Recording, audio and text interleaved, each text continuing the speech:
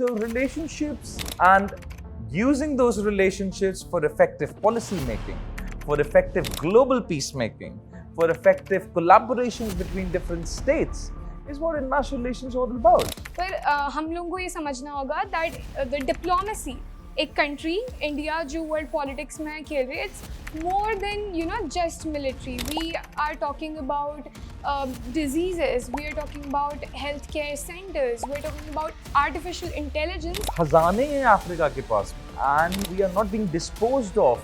So BRICS becomes a platform for these developing economies to come at stage front. We understand how many Rafale jets you have, how many bazookas, how many tankers define the country's power within the few. But when we talk about a democratic institution such as ours, democratic nation such as ours, a democratic country, we're a country without a nation, okay? So there's a difference and the understanding of what defines a nation and what defines a country, and India is a country without a nation, while we call ourselves. So we need to understand, because we don't have one dialect, we don't have one food, we don't have one language. It's a pluralist economy, it's a pluralist vibe. Every 100 kilometers, the language and the dialect's gonna change. Food's gonna change, tradition's gonna change.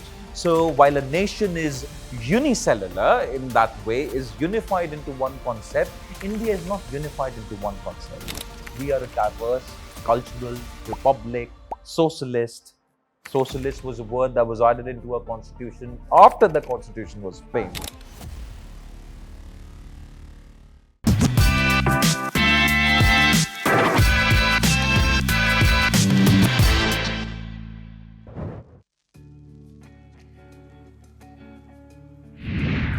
Hello and welcome to SGT Pulse. I am Ishita Hota, and today we will talk about something that holds importance in our life some way or other.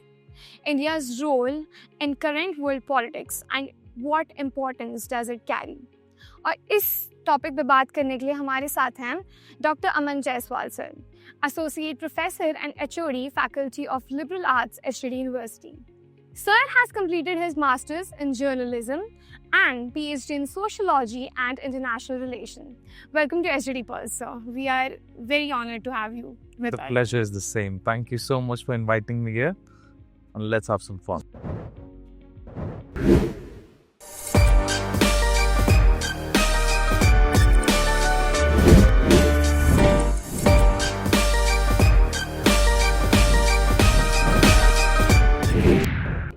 So before we dive into our topic and discuss some facts, we would like to know something about you, how you developed your interest in international relations, war, human rights. How did you get into it?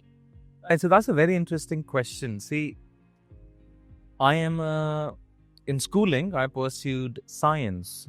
In 11th and 12th, I was a science student, PCM with physical education. I was always a defense enthusiast. I wanted to be in the defense and the army. But due to some reasons, medical reasons, I couldn't pursue the same post my 12th standards. So then the question came that comes in front of all of us at that stage, what should we do? Right.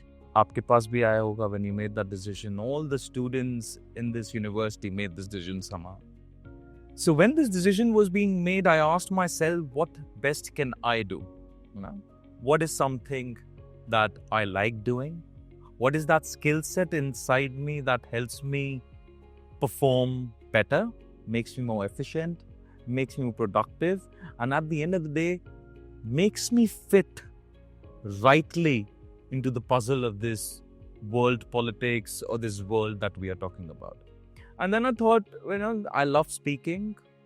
I've always been a theatrical person, and I've always liked history, political science, though I took PCM in my +2. So I said, let us go with journalism and mass comm. I always wanted to be an anchor. So I thought, let's just pursue journalism and mass comm. And that's how I pursued my bachelor's in journalism and mass comm.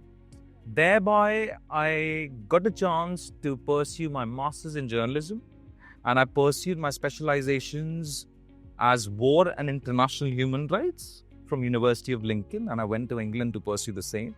Now, that was a changing sphere in my life because it just opened my vision. It just broadened my horizons to which how I was perceiving the world. And thereby, I did my master's in journalism, war and human rights. I got into terrorism studies and insurgent studies. My thesis is on Kashmir. So that's how I shifted my focus from journalism, war and human rights to defense-based studies and pursued my PhD in international relations and sociology. And my thesis is on Kashmir, where I'm studying about terrorism and insurgents' behaviors, crime-terror nexus. So that's what I did, So yes. That was like really interesting. So I have also completed I did my 12th in humanities, and then I chose to do journalism. I have been in like humanities and social science are the subjects I think that every individual should know the basics about, because they are the building blocks of our society. We should know our history, where do we stand in the world, what is what is humanity doing for each other. They are like very important topics that humankind should at least know the basics about. You told that you have been into study of terrorism, which is the current world pursuit. India recently faced a very critical situation of terrorism in Pahalgam, Kashmir, which the world one of the very sympathetic approach to the humankind. So it is obviously great in studying. What is the one thing about social science or humanities, according to you, which attracts people's attention, or which demand them to know about it? Right. So see, firstly, we need to understand in this world today, we are surrounded by humanities, social sciences. It's there within us, it's around us. What we are doing right now is we're talking to each other. People gonna watch this podcast and make their understanding of the same. So understanding two or more individuals, their human interaction is what all sociology is all about. So how much we are engrossed into the world of sociology, sometimes we don't even know about it. Every day we try to understand what is the other person thinking, conflict management, relationship building, people management are all being pursued under these discipline-specific So with psychology, you understand a person's behavior, you understand the mind of a person. Applied sociology to be specific. With sociology, you understand human connections, the working of the same. With international relations, you understand how we're forming diplomacy. Right. And international relations is not such the play of the government. We think that international relations is more about Prime Minister Shri Narendra Modi ji right now, or the defense, or the security, or the World Organization, but it's far beyond than that as well. We are making relationships with our neighbors. We are making relationships who are not our neighbors, and that's something that we've done in the outside world, but we're also doing it on an everyday life basis. So relationships, and using those relationships for effective policy making, for effective global peacemaking, for effective collaborations between different states is what international relations are all about. So we have to understand that it might not be classified under the STEM. This morning only I was having a conversation with the Dean Academics of the institution. We were talking about STEM-related subjects and STEM-related courses. Yes, but at the same time, it's equally important for us to understand that the functioning of an individual, the functioning of us on an everyday basis doesn't happen without the core principles of social sciences in it.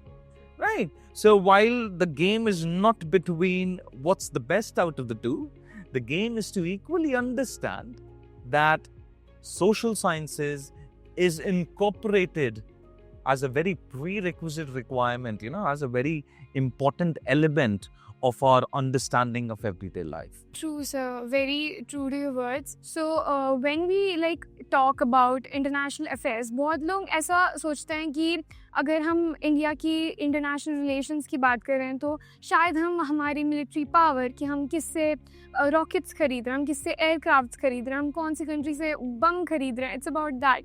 पर हम लोगों को ये समझना होगा that the diplomacy, एक country India जो world politics में खेल रही है, it's more than just military. We are talking about diseases, we are talking about healthcare centers, we are talking about artificial intelligence, and we are talking about various disciplines.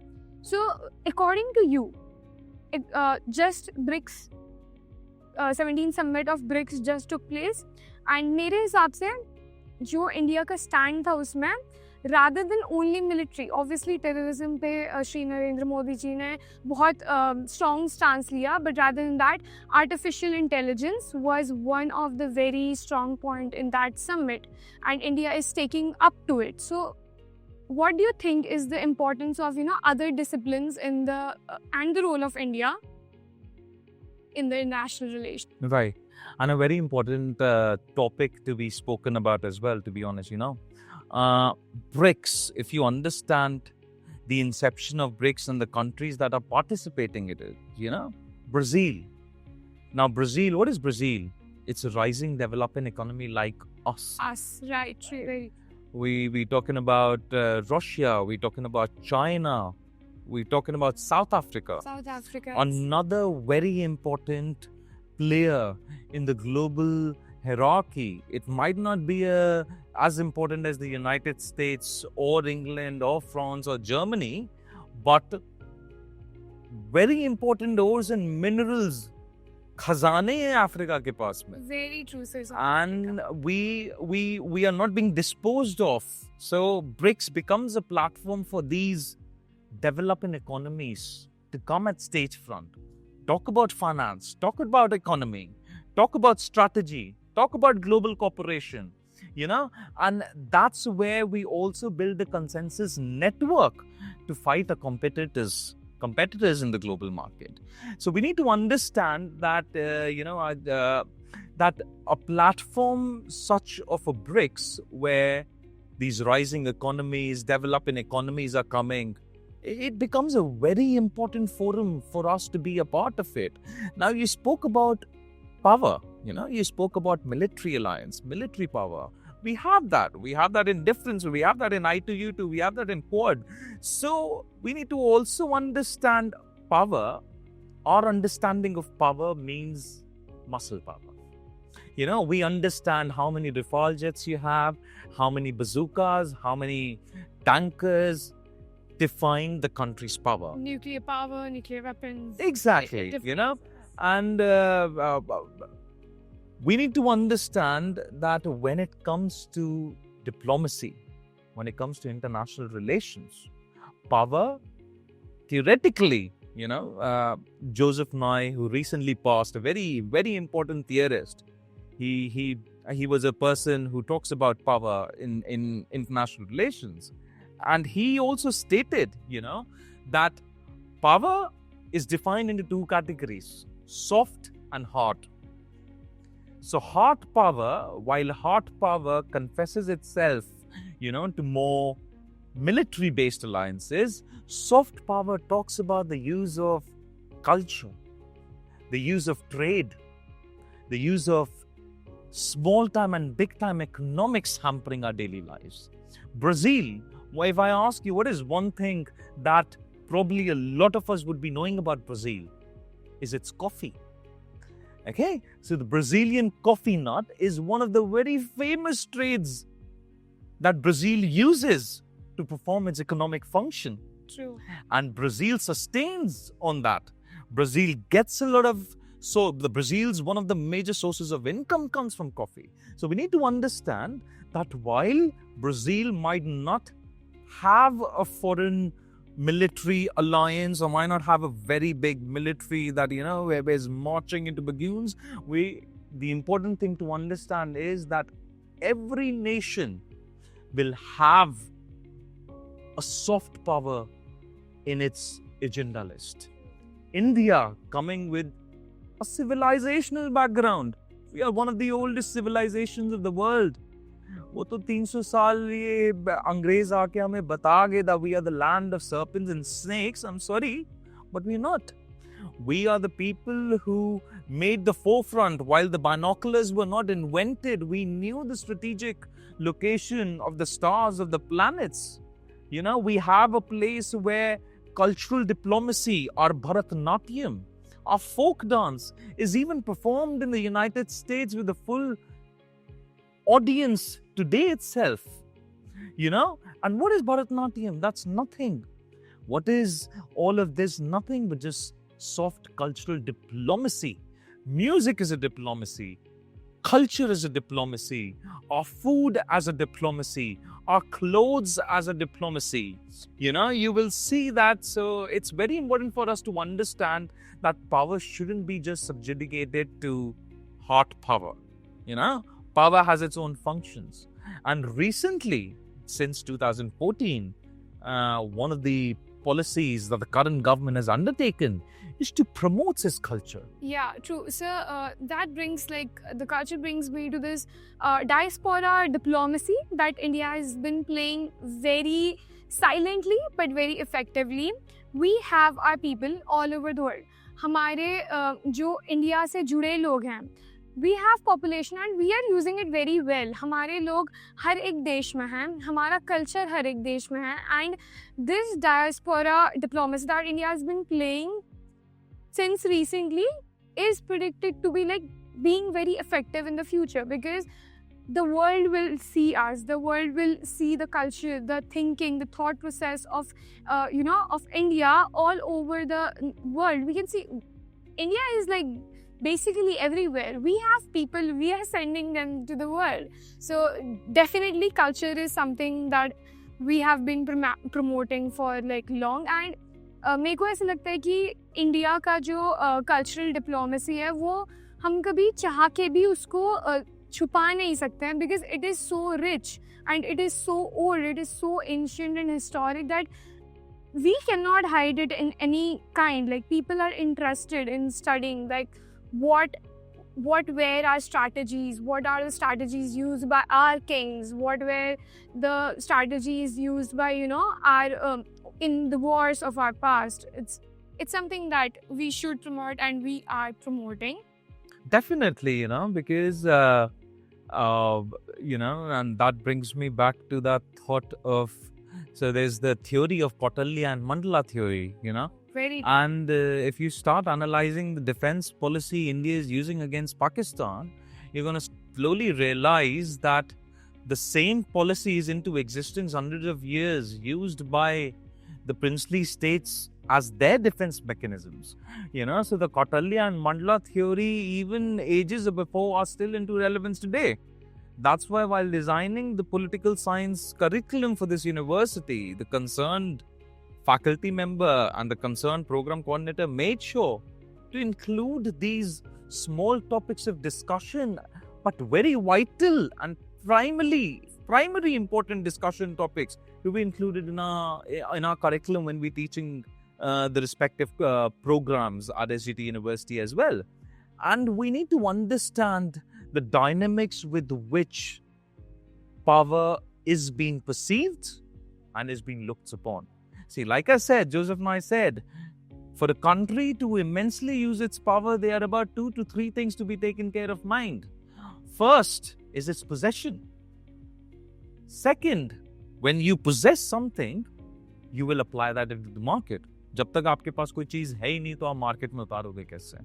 So possession of India's cultural elements, of its ornaments, of its gold as the primal, as its cultural diplomacy, music, food, clothes, etc. All of these are very much into existence. Now, what has happened in the recent times, I'm just connecting it to the international relations and diplomacy.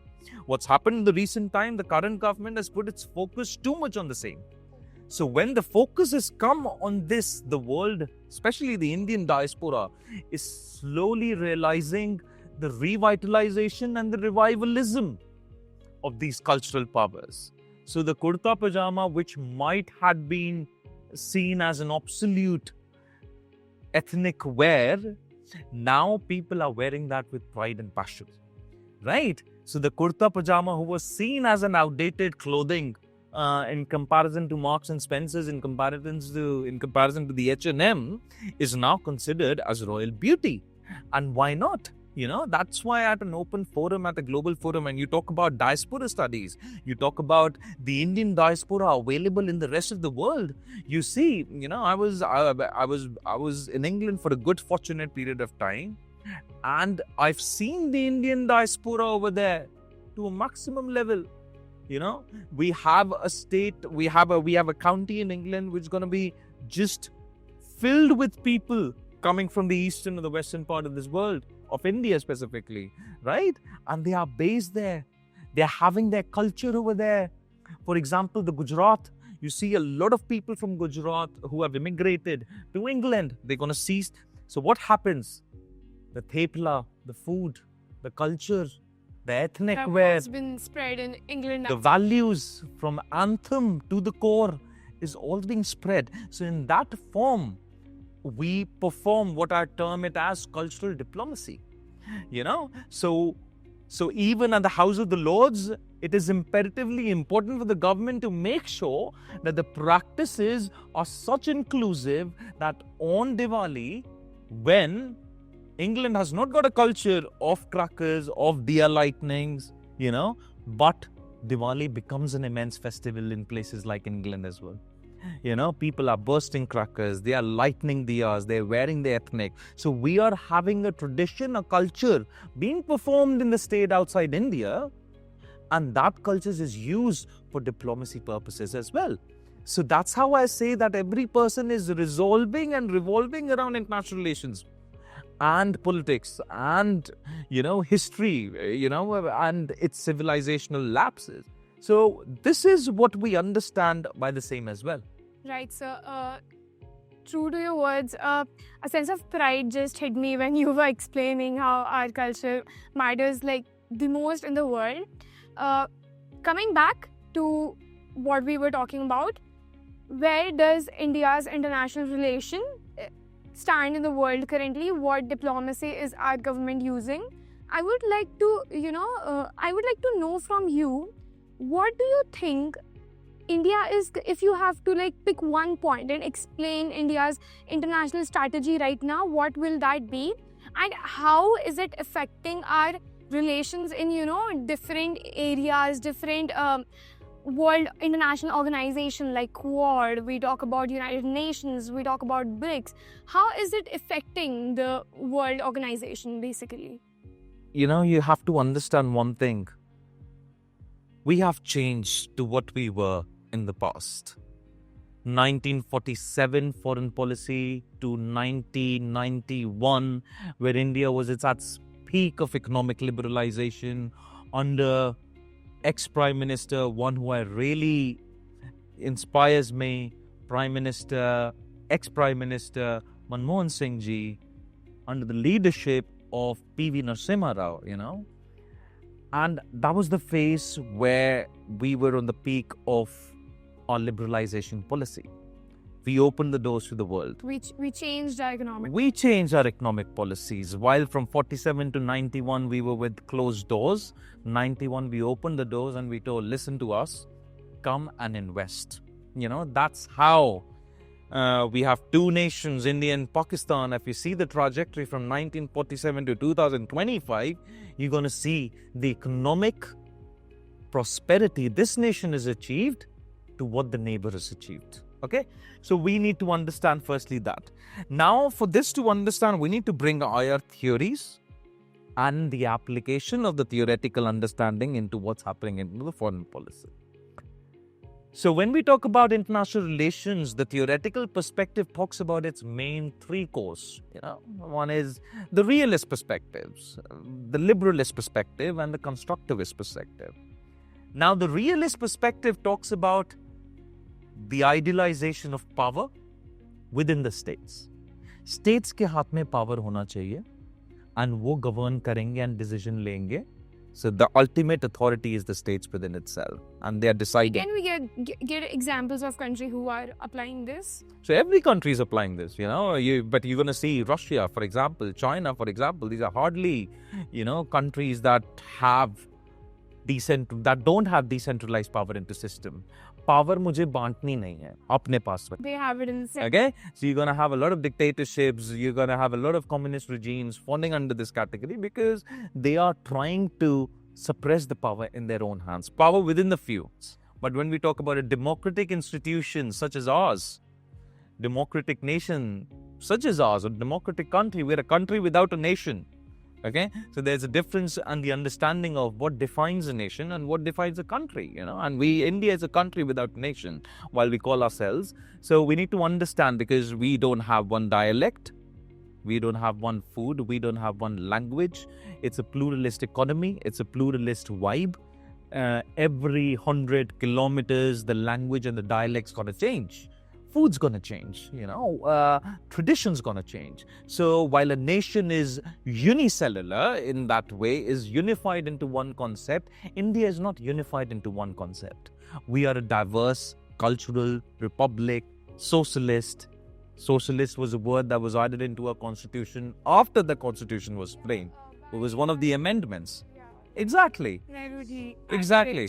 So, in that sense, we need to understand, then is the organization, then is the corporation of what we refer to as liberalism, where we talk about our state collaborating with multilateral organizations like the United Nations, you mentioned yourself, BRICS, Quad, I2U2, and a lot of these XYZs, okay? So we need to understand one thing, that the current policy with which India has defined itself has changed, like I've said it before. While India was a state, while India is a state, is a country now, it's focusing, it's not defining itself with one policy. It's not saying कि मैं realist हूँ, it's not saying मैं liberalist हूँ. India is the change, and the good change and the new change that I like about our country, and the perspective is that it's telling the rest of the world that we're gonna serve our interest, that serves and check boxes the values, interest of our nation. That is like very true, sir. I just wanted to, I wanted to our audience to know that, क्योंकि अभी हम देख रहे हैं, at once we are friends with USA on trade, we are friends with USA on healthcare, education, but at the same time when we go to BRICS, हम BRICS में जाके बात करें कैसे हमें de-dollarization करना चाहिए, डॉलर्स की वैल्यू कम करनी चाहिए, कैसे US जो है ग्लोबल साउथ पे पकड़ ना जमा पाए. So it is what I am really impressed about, our strategy, that we are friends with the major powers. Russia is our friend, USA is our friend.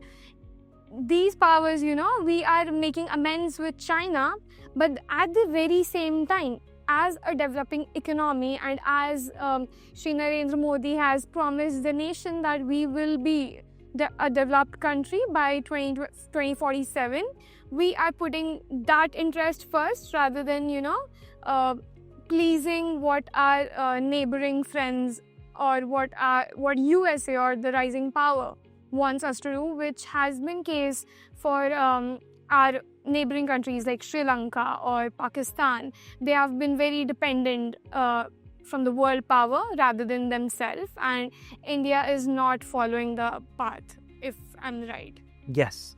And I'll add to that, because we need to understand a lot more things, When you said about India's foreign policy and is its changing trends, we need to understand that India right now, like let's take the example of the Russia-Ukraine war. The whole world was looking into the footsteps of what decision will India make.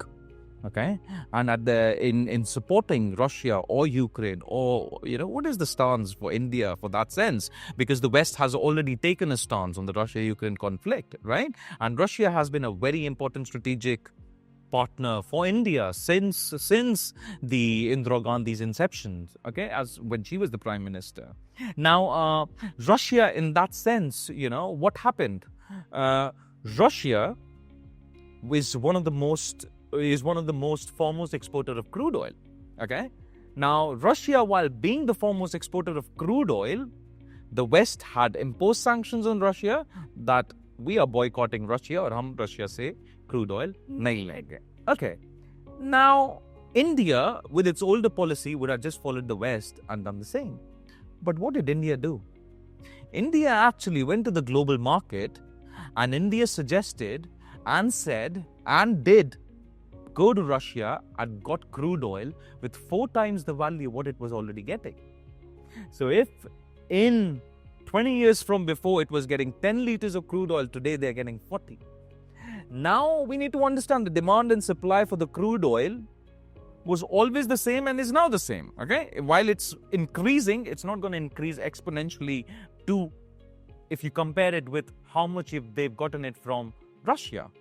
Now, when they got the crude oil back to their nation, what they did, they started exporting it to the rest of the world. Because West had sanctioned Russia and they're not buying it from Russia, India said, okay, we will go and buy it, and we sold it to the Europeans. And the major good thing is, we got it in our currency and sold it in their currency. Yes.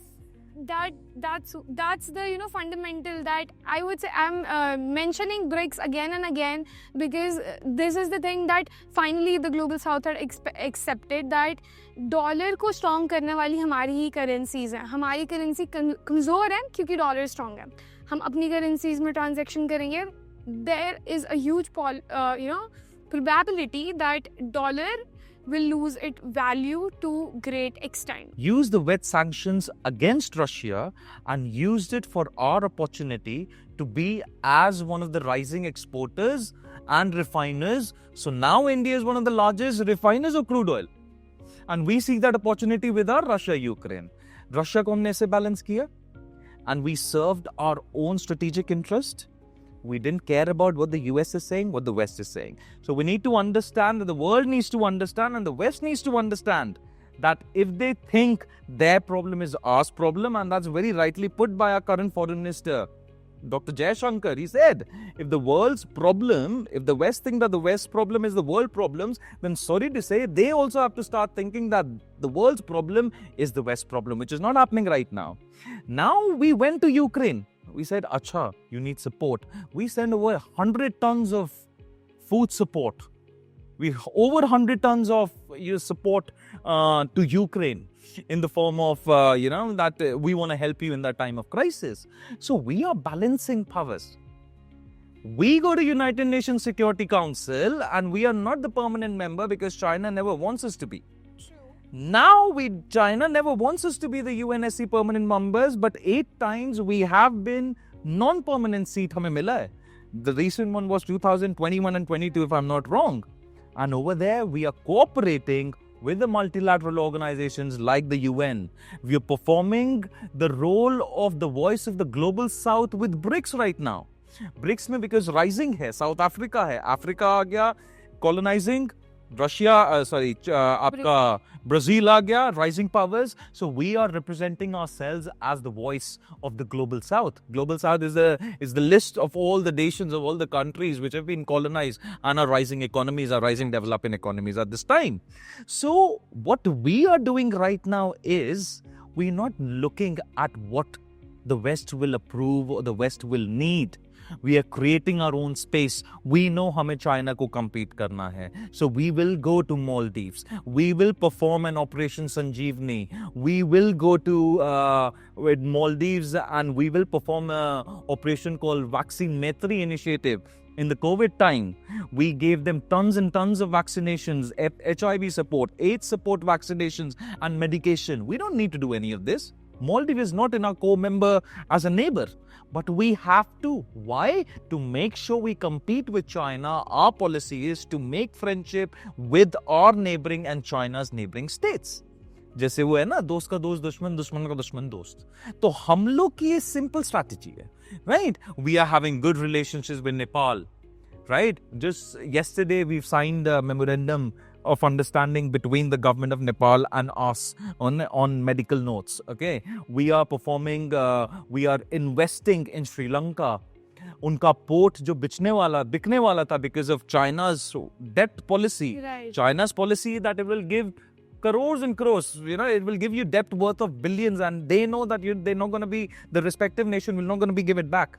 Right. One Belt, One Road initiative with Pakistan that's happening, that's all been administrated and controlled by China.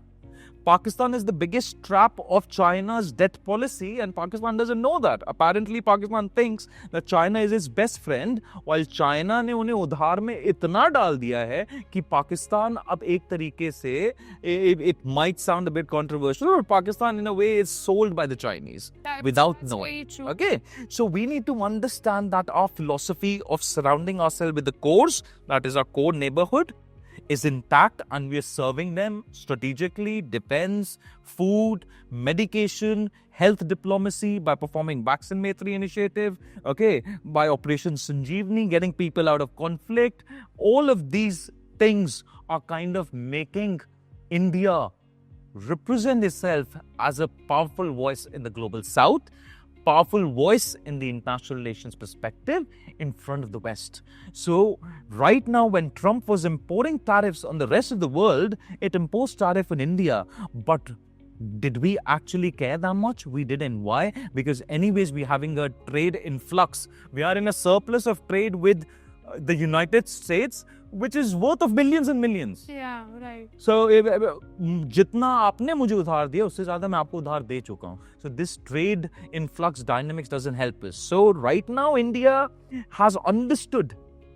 Before also, we are a manufacturing state. We are not England, जिसका cheese, अंडा भी बाहर से आता है. We are not England. We are a country which is a producing state. Okay, Haryana right now is sitting in Haryana is a farming state. ऐसे ही हमारा India जो मैन्युफैक्चरिंग और प्रोडक्शन पे जाता है, to beat a country like this is impossible until unless हम ही ठान ले अपनी कंट्री को हराने के लिए. Right. Okay, so this small policy is not happening from a very short period of time. It's been happening from a very long period of time. We are the voice of the global south. We are becoming the global south. I2U2 में, where we are talking about Saudis, we're talking about the Arabian Peninsula. So all these particular, in I2U2, we are making sure that our voice stands in the Middle East corridor. Okay, because we know that Iran, we know Iraq, we know the Middle East neighborhood doesn't support us in neighborhood policy, but it is equally important for us to make sure that they are good friendship with us.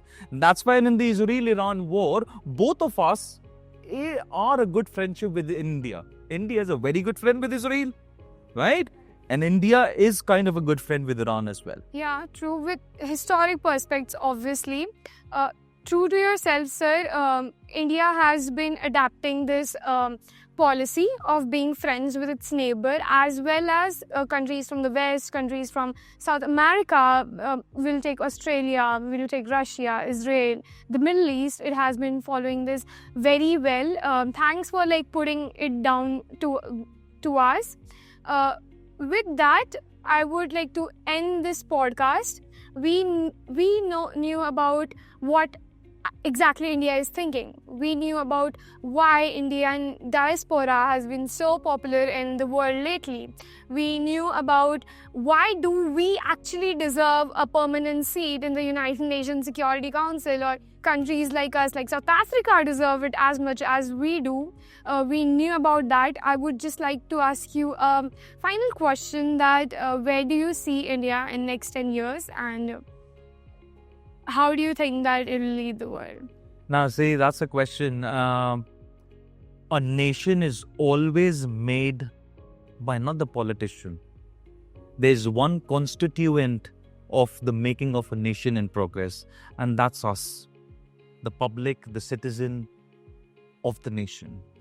So, if the current government has heavily induced itself in policy of entrepreneurship, it's us who's going to see or is going to ensure whether the entrepreneurship policy reaches it to the heights. Right now, the current government is focusing कि भैया आत्मनिर्भर, self-reliance and interdependence is equally important. depending on the other nation is equally important, but making sure that you never need one is also very important.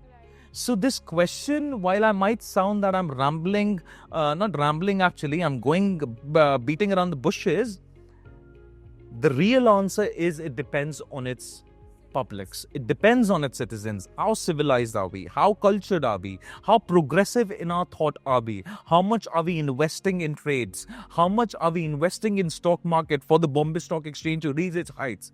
How much are we ensuring that our small scale enterprises and businesses are getting the right opportunities they need? How much are we thinking the person who needs the loan are getting the right support they need by the government? So the government and the audience needs to shake hands equally. The policies are there, but at the end of the day, in 10 years down the line, I definitely think India is moving towards a trajectory that focuses on self-reliance, dependence and interdependence, more than interdependence, that we want to be not depending on anyone else. We are a manufacturing based state. That manufacturing has to go up the ladder. Our presentation in the rest of the world is just not about us, but also we're using the liberalization policy, the liberalization theory of making sure that we have the right people to support us, and we are supporting the right individuals at the right place and the right organizations at the right place. We're putting our money, investing our money heavily in the foreign policy, in the foreign affairs. So we just need to ensure that we are getting the ticks done by the right people at the right place and in the right boxes, right? And in 10 years down the line, we are growing as a nation. Our economy has surpassed. We are the third largest economy in this world, okay? So the only countries or nations that have been left is United States and China. So right now, I want to see how can I compete with China in that thing. So if China is nearly about a $22 trillion economy, then that means the next 15 to 20 years, that is my motto, to reach to that sense. Now, if I have to reach to a $20 economy, that means economics needs to work. That means your manufacturing needs to grow. That means your trade needs to influx. That means your diplomacy has to happen in the right channels, in the right circle. True, sir. True to your words, we all wish, may the dream of a multipolar world true within the next few years, within the next 10, 15 years, whatsoever. May 2047 actually make us a developed nation. It was great talking to you about such important topics that people might want to talk about, but they don't have maybe the platform, the knowledge, or the right people to talk to. Thank you so much for joining us in SGT Pulse. It has been great talking to you. The knowledge you carry is immensely powerful and very acceptable. Thank you so much for joining us in SGT Pulse. We are really grateful. Well, thank you so much for inviting us here. You use this word multi-polarism in a polarized word, and I've tried using the words that I can address to the common man. But thank you so much for inviting me here. We'll have a lot more discussion in the future and a lot more fun in the future.